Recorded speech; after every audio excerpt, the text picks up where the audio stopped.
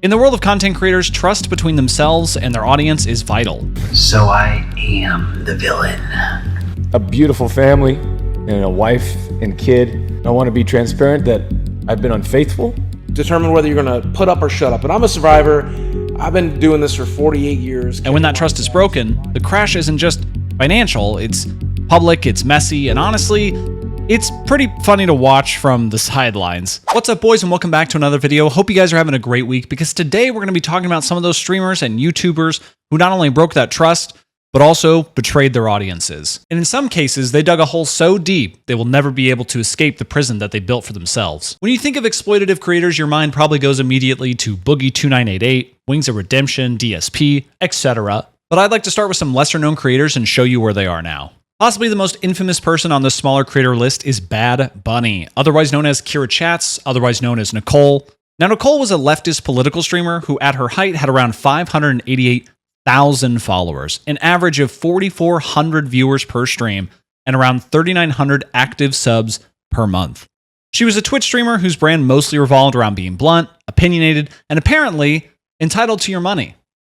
In February 2020, Nicole would deliver what might be the most embarrassing public meltdown over $5 since, well, I guess whenever the last time DSP needed $5. How did my whole speech about how I need subs and to keep the stream going if you like the content, blah, blah, blah, how that results in 0 subs? There are regulars here. $5 a month. How do you have hours of time to watch me and not $5? I don't know. What are you doing with your life where you have hours of time to watch Twitch and not $5 to provide for the content that you're watching? Because it's like people just really they really don't respect me as a content creator. The clip went absolutely viral. Many were stunned, others laughed, but for longtime viewers, they were not surprised whatsoever. This wasn't new behavior, and honestly, it was on par with a lot of her other streams. It was just finally being shown to a worldwide audience. This also came at the worst possible time because this was a month before the lockdowns began and Twitch's viewership nearly doubled overnight. What a great representation of yourself to almost 2 million viewers watching for the first time. By March 2020, the reaction spread like wildfire across Reddit and YouTube commentary channels, and of course, my channel 5 years after the fact. Other content creators were circling Bad Bunny like sharks around chum. Unfortunately for her, it was almost too easy to get views on the drama. What can I say? Drama and controversy sells, and there were a couple million new people watching Twitch. Things started to collapse quickly, and by April, her sponsors were ghosting her, streams slowed, and eventually she put out a formal apology. I know that someone posted me, clipped me saying that, like, I want subs on live stream fails because there's like a smattering of angry insults in here today. I should honestly do that more often. It's really funny. I didn't even watch the clip, but I did see the post. I assume you were joking, right? Of course I was joking. I was starting doing this. I started like, give me subs. Whatever. I don't know. What is wrong with these weirdo incels? They're really weird. Women are evil, and they're just finding a way to fit something into that narrative. But unfortunately for Nicole, the damage was already done. She had dug her heels in too much and ruined her reputation.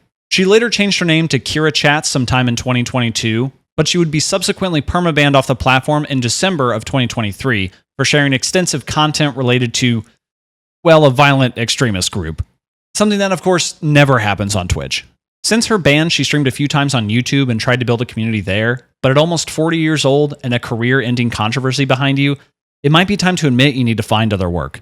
I'm honestly not completely certain, but I'm thinking about maybe moving into like actually like a job and nonprofit. I've been looking at some things. I'm also thinking about getting back into epidemiology, although I'm not really interested in the idea as much because I'm going to have to relearn a lot of software stuff that Bad Bunny serves as an easy reminder that your audience doesn't like being emotionally manipulated into paying your rent. However, if we're going to talk about Bad Bunny, we also need to talk about her counterpart who almost lost half of her audience overnight because of a similar situation. Invader Vie was another Twitch streamer with another entitled rant over the same thing, $5. About a month after Bad Bunny's collapse, in mid-April 2020, Invader Vie went live, and after a gracious amount of stimulating content, one comment would send her on an aggressive and condescending lecture about why her audience should fork over $5. It doesn't really matter how much money you make or how much money you have. That's really the thing, because I'm not asking you for a large financial contribution. If it cost $20 to sub, $20 is quite a bit of money. $20 is, you can get a full meal for $20. And the difference of $20 and eating a meal is in that $20. Like, that's where it is. But a sub is $5. At maximum, in whatever your currency is, it's maybe $10. And it doesn't matter how broke you are. If you have time to watch Twitch, you have $10, truly. If you don't have $10, you probably don't have time to watch Twitch because you should be working. You should be trying to earn money. It's not a ton. It's not like a ton of money. So being like, I'm broke, I can't afford to sub, that doesn't really track. What you mean to say is, I'm so irresponsible with my money, I can't support the entertainment that I enjoy. I'm unemployed, so basically all my money goes to bills and food, or I would support you. Yeah. It's $5. It's really, like, no one's gonna convince me that what I'm saying is so rude or so unacceptable or so outrageous. It just simply isn't. It's $5. It doesn't cost you that much to sub. And it's very, very wonderful because it allows streamers to continue supporting their communities with content. That's all. Oh my, so here we have some excellent 300 IQ comments from the Peanut Gallery. This conversation sucks. This is weird. Yikes. These are exquisite contributions to a very good conversation. And these people in chat who are making these comments do not appear as immature, childish cheapskates whatsoever. They're just sitting here masturbating as hard as they possibly can, as quietly as they can, because their parents are in the next room talking about how disappointed they are in them. And they're like, why would I ever pay for this when it's sluts giving it away for free? You're right, buddy. And of course, this clip took the internet by storm. Content creators saw the clout, views, and money gained from the Bad Bunny downfall, and now they had their next big video. Reaction videos and Reddit threads popped up instantly, and the internet was finally unified over one thing: clowning on V. And because of this, she lost nearly half of her audience overnight, going from 230,000 followers to around 140,000. However, I don't know how trustworthy these numbers are because it looks like there's been some funny business going on with Invader Vie's numbers for a while now. I don't know if she's been follow botted and then she's subsequently removed them, or if she's paid for the follow bots and then had them removed. The timing just happens to line up right around when she put this clip out. However, she did learn one thing from Bad Bunny, and that was to get on the internet immediately and apologize for what she had done instead of digging her heels in and doubling down, even if the apology seemed apathetic and devoid of any actual remorse. Hi. You're here right now because you've seen a clip of me, and you're very angry about what I said in that clip. And you're justified in your anger. What I said was tone deaf, insensitive, and stupid. And I recognize that. I recognize that there is no context that I can give that would excuse what I said, so I won't. I can only own what I said, and I will. The clip that you saw does not represent my true feelings. I've streamed for hundreds of hours, and I've said, support communities after you support yourself first. Subscribe if you have the disposable income to do so. But in that clip, I expressed opinions that I do not hold at all. I said things that I don't mean, and they were vile. I recognize that. What I said was wrong in any context, but especially in the context of a global pandemic. It was very callous and inappropriate. I know that you've lost jobs. I know that you're afraid for your own security, and I know that what I said was incredibly hurtful and wrong. And I take responsibility for it. I won't try to make excuses, and I won't deny that what I said was awful. Lucky for V, she had one thing that Bad Bunny didn't: gooners. Gooners that not only kept her afloat after this video, but continue to do so to this day. Is every guy in here a beta orbiter? No, some of them are alpha white knights. I'm sorry, that was the stupidest thing I've ever said in my entire life. You guys are making me stupider. Being on Twitch makes me stupider. Boasting over 260,000 followers as of today and 800 average viewers per stream, it's honestly incredibly impressive by almost any standard. However, one has to wonder how far she could have climbed if it weren't for this controversy that kept her at arm's length from collaborations with larger streamers. But not every content creator is simply begging for money from their audience. While most will see that as the most obvious sin of content creation, but other things like clickbaiting, viewbotting, and faking disasters are just as scummy. Which brings us to number 3. Jaystation is a YouTuber some of you may remember for his incredible 3 a.m. challenge videos, which in my personal opinion were more or less a way to manipulate children into watching your videos and sell them whatever he was peddling.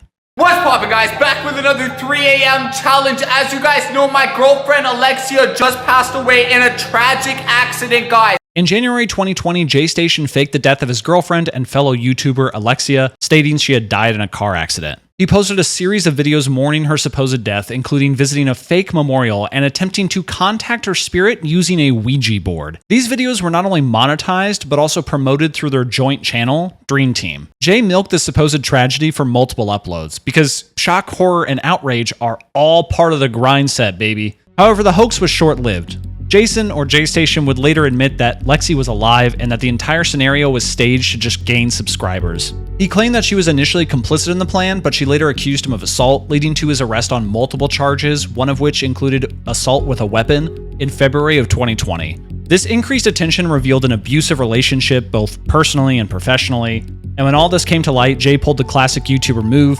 poorly executed apology followed by demonetization and finally deletion of the channel. I have so much of an influence because of so many subscribers or people subscribe to me that I have these other smaller channels that are doing the same thing, using dead people for attention. Like, I feel responsible for that. These people saw what I did and they're doing it. And I just want to let you know, if you're one of those people that are calling this person who just passed away, man, that is insensitive, immature, stupid.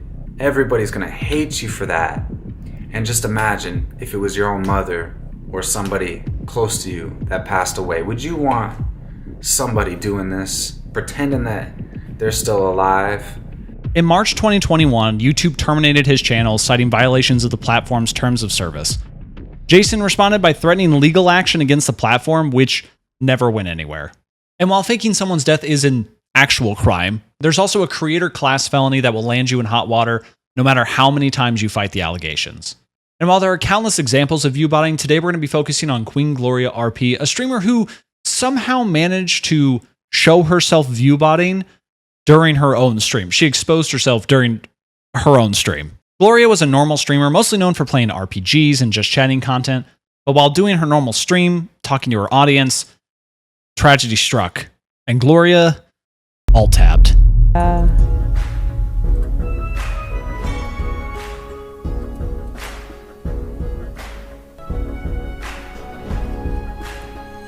Shit happens. Hi, Chief. Hello. And right there, front and center on her stream, was a full-blown viewbotting control panel.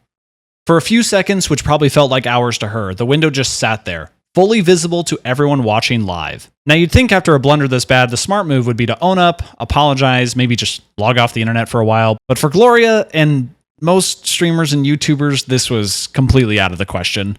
Instead, she pulled out the usual streamer excuse we've all heard before.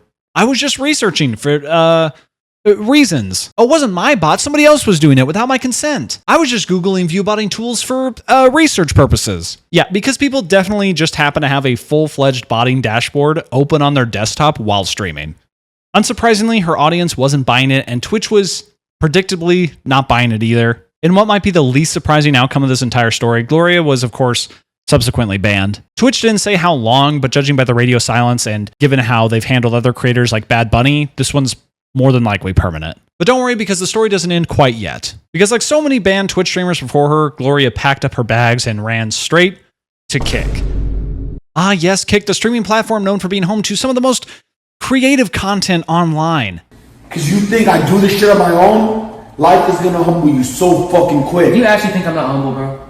Yes! Not that Twitch is really doing that much better. But for those like Gloria who are looking to inflate their views through artificial means, Kick is perfect. These days, Gloria is mostly playing Elden Ring and doing just chatting streams like before, trying to rebuild her audience or more than likely her bot army. And while Gloria's case is hilarious because she just so stupidly exposed herself, the whole situation reflects a much larger issue. Bigger streamers like Asmongold have been calling out Twitch streamers for view botting for years. Even Trainwrecks, the co-founder of Kick, claimed in late 2024 that some streamers were spending up to $20,000 per week on advanced bot services.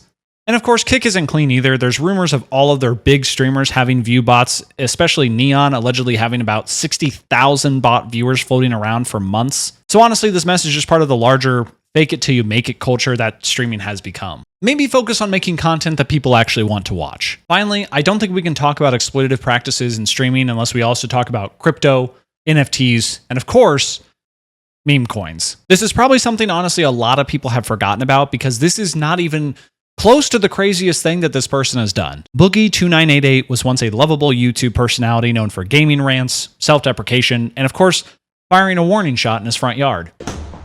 But in 2024, Boogie added crypto scammer to his already questionable resume. In June of 2024, Boogie thought it would be hilarious to launch his very own cryptocurrency called, wait for it, Fatty Coin. I know, real clever, because he's fat. You get it? Also, when I first heard the name, I didn't hear it from Boogie, but I did assume that it was Airsoft Fatty's meme coin because Fatty's in the name. Honestly, he could have gone with something a little bit more original, like Boogie Bucks or something like that. I don't know. I don't make meme coins, so I don't know. Maybe it has to have the word coin in it. But Boogie pushed this on his fans as a meme coin with repeated disclaimers that it wasn't a real investment and only crypto whales should touch it. But let's be honest, when is saying don't buy this thing ever stop terminally online fans from doing it anyway? And a small percentage were probably desperate people who were still suffering from a financial downturn after the epidemic, who've seen people make thousands or millions of dollars in crypto and meme coins, even though the majority of people who invest only lose money. Within a single day, Fatty Coin pumped to an eye-watering $3 million in trading volume, and then immediately tanked by over 90%. Investors lost thousands overnight. Imagine telling your partner you just lost your rent money on a coin called Fatty. And following the collapse, critics like CoffeeZilla, who basically have a full-time job clowning on crypto scams, called Boogie out for what was obviously a textbook pump and dump. Because in my experiences, a lot of these crypto bros are multi-millionaires. To them, $10,000 is a blink of an eye. They could burn $10,000 on their front lawn. No, they're paying it to make money from your fan base. I thought it was as a meme. I thought it was as a joke. I thought it was a bit. The joke is they're getting rich or what? Do a bit. Do what? The joke is they're getting rich or what? I hope they're not getting rich, because I sure as shit ain't from it. And just when you thought it couldn't get any worse, Boogie started telling people that part of the reason he did this was to fund a treatment for his rare blood cancer. Boogie claimed to have polycythemia vera, which later during a live podcast with Destiny, Boogie admitted he wasn't officially diagnosed. He never told you that you had cancer, though. That's true. I had to Google that. Okay, yes. Which is what we thought. Oh my God! Your doctor did not tell you you had cancer? Correct. That's why this was the very first question I asked when I came on your show 3 or 4 days ago, because I knew that he never said it. Then why is it that today you're telling us that it's not confirmed? Yeah, the doctor was able to confirm it. Yeah, both doctors have confirmed it. Why are you saying today you need another test? According to him, no doctor had told him he had cancer. Instead, he basically self-diagnosed after Googling it. With Boogie, it's hard to imagine what's going to happen next, but the man who ran a crypto scam and then used imaginary cancer as PR damage control is unimaginably insane. And after days of public ridicule, Boogie eventually uploaded an apology video. In it, he said he deleted all his Fatty Coin holdings and, get this, he offered to pay back anyone who could prove they actually lost money. He also name-dropped CoffeeZilla, giving him credit for helping him realize how bad this looked, which, yeah, maybe don't need a YouTube detective to figure out that scamming your fans is bad and then trying to cover it up with a fake cancer diagnosis. But hey, that's progress, I guess. And of course, today, Boogie's name is basically synonymous with financial irresponsibility, bad life decisions, and of course, crypto grifting. Not that he had a particularly good reputation anymore anyway. From rage-filled Francis skits to scamming his own audience, Boogie2988's career arc feels like the saddest, most predictable Netflix documentary that nobody asked for. Now he's more known as a washed-up YouTuber who turned a joke coin into a real financial scam while role-playing as a terminal cancer patient.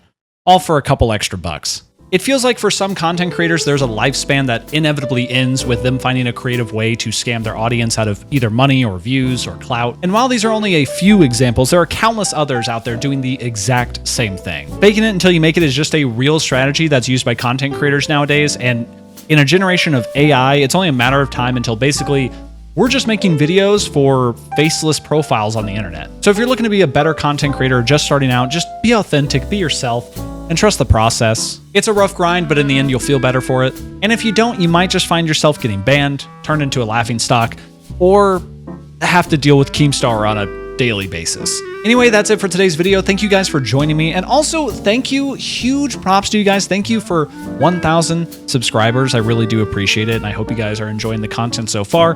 There's only more to make. But as for this video, if you liked it, make sure to leave a like, comment, and of course, subscribe to the channel if you haven't already. And until next time, I'll be seeing you. Okay. Bye.